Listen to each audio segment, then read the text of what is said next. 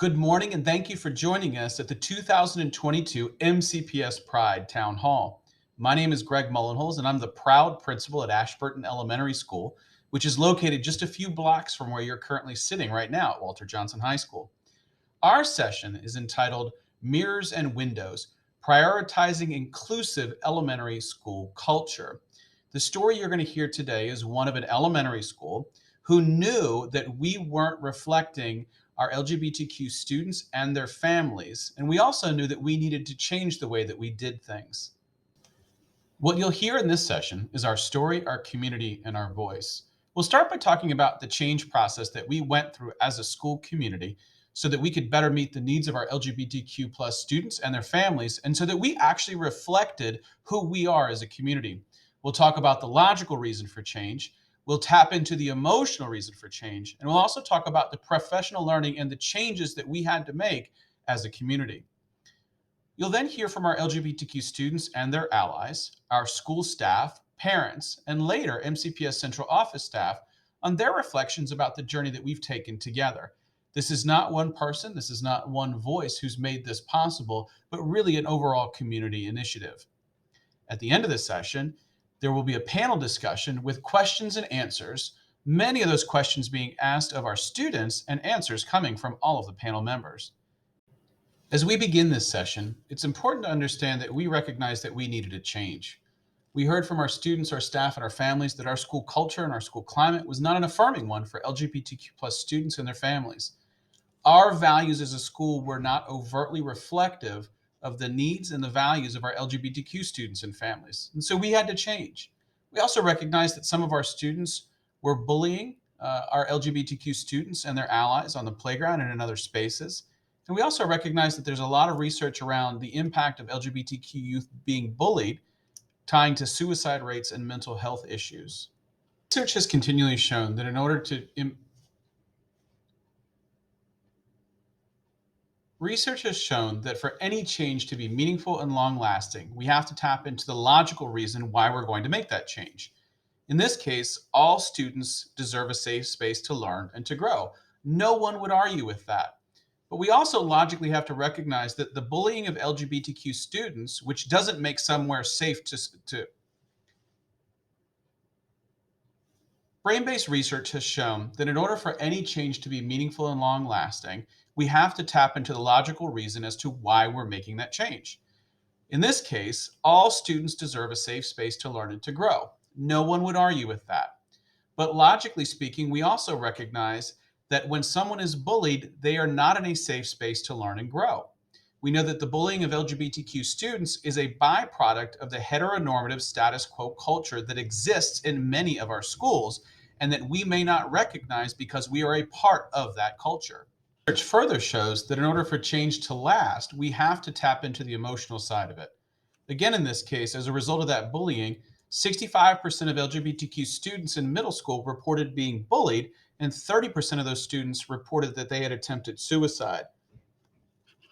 Chip and Dan Heath used an analogy for change called the rider, the elephant, and the path to represent this idea that in order for change to be meaningful and long lasting, we have to tap into both the logical reason for why we need to change and also tap into the power of that emotion for needing to change.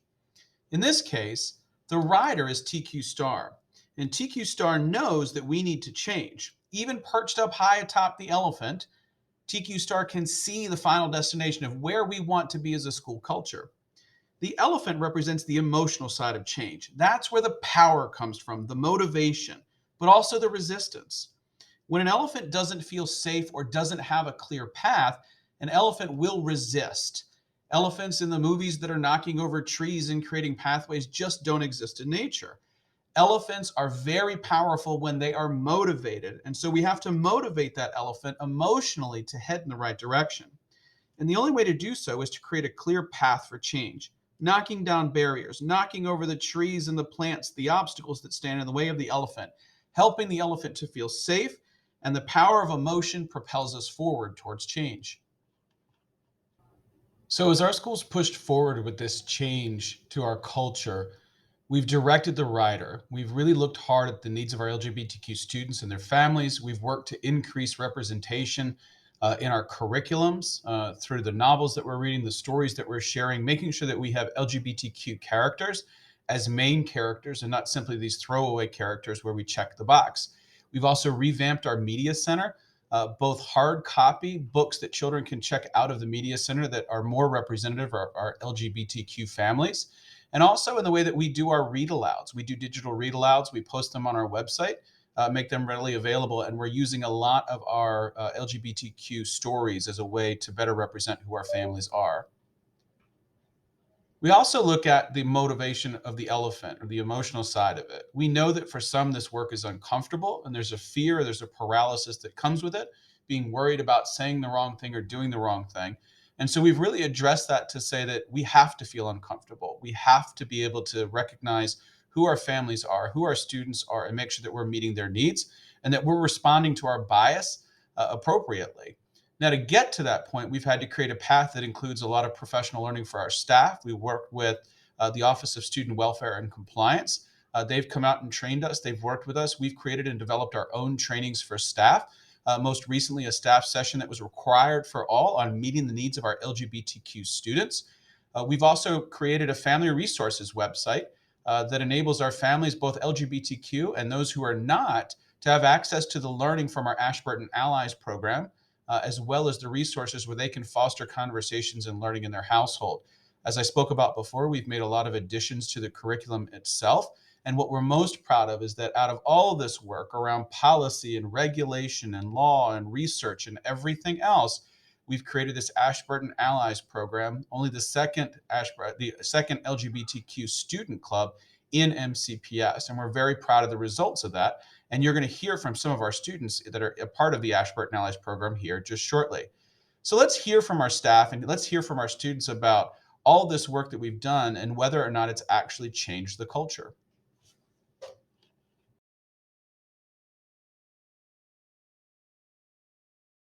I'm Allie Skeeson. I am a fifth grade teacher at Ashburton Elementary. If you asked me 10 years ago, when I first started teaching, if LGBTQ plus culture was integrated into the classrooms, my answer would be no. Today, in 2022, LGBTQ culture, language, and instruction is intertwined throughout our daily routines. Some changes I've seen throughout this school year in particular is that the students are more open to speaking about pronouns. And with the work that has been done to integrate LGBTQ plus instruction throughout our school, I've noticed that staff are open to educating themselves and bringing it into their day-to-day instruction, which makes the students feel more comfortable talking about gender identity, for example. Students are expressing themselves more because we've cultivated this safe environment, so they feel more open to talk about LGBTQ plus topic. I've also seen students be open to exploring more of their identity and be open to possible changes. Okay. I would say also we've seen an increase in just more students that are willing to share the pronouns that they would like to be called or share how they're feeling about their gender identity in the moment. And I think that that has come from support within the community, support within the other kids, seeing other kids come out and say, I want to be called by these pronouns, this is how I want to be identified, has helped other kids that were maybe thinking about that or feeling a certain way just feel more comfortable about it and know that when that happens, when they are comfortable to share that with people on our staff or within our community, that they will be supported and they will be heard. What I would say is that the work here has been important, and the teachers and the students have really come together. What's amazing is I've talked to parents, and they almost didn't know they had to come to a counselor because the teachers have been so welcoming and inviting. So our processes here have made parents feel that we are understanding and supportive of them, but we're here too. So we have our procedures that we represent the county in helping students, but our teachers and our students are really making the work much easier for us. MCPS strives to integrate equity into all aspects of education. Through our work with the LGBTQ plus culture, language, and instruction, it has allowed students to see themselves more so in the classroom. I think the advice that I would give principals and teachers and even parents in the community is the work never stops. So we all have to educate ourselves. We have to have these conversations that we think might be hard conversations with our children around us, with other staff and with other staff members, so that we can identify the issues that are happening and then have the solution for them, so we can make the students feel like they're equal with everybody else.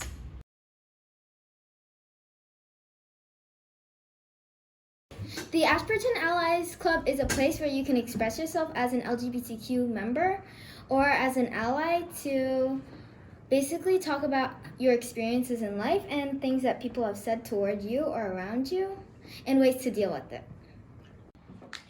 Ashburton Allies is a safe place for me to express my what I've dealt with and how to deal with it in without feeling like uncomfortable, because it's a really safe place that I really feel comfortable sharing like information and stuff. Ashburton Allies is a great program and a great way to help saying there's nothing wrong. Your gender can be whatever it wants to be, and it's a very safe program.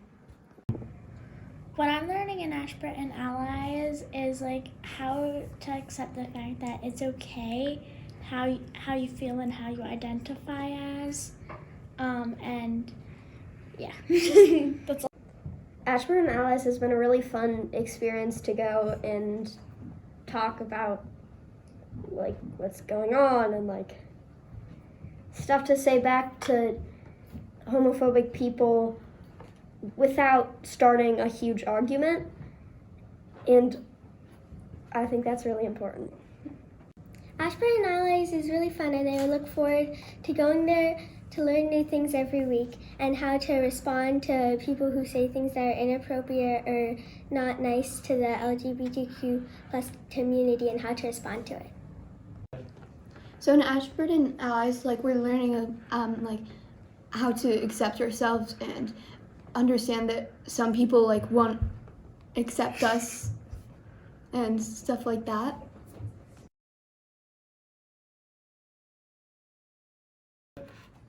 So some advice I would give for schools would probably be more supportive, support people if they come out, because coming out could be really hard sometimes. And also don't just assume someone's gender if they have short hair or long hair. I think it's really important not to have gender specific activities and say okay, boys against girls, or boys line up here, girls line up there, or even just all right, boys and girls, because not everyone just identifies with one or the other. Some advice I would give to teachers is that they should be more careful with their pronouns, because sometimes there's just boys and girls come over here, or boys versus girls in a flag football game, because not everybody identifies as a boy or a girl, and that's just the advice I would give to teachers. Some advice that I would give teachers and other staff members is to stop using gender-specific terms, as in boys and girls and stuff, because there are other people in the LGBTQ plus community who do not use those pronouns, and it is very disrespectful. Some advice I would give teachers is gender-specific things, like boys line up here, girls line up here, because in the LGBTQ community, there are genders non-binary, gender fluid, demi-boy, and demi-girl that don't use the pronouns she, her, and he, him.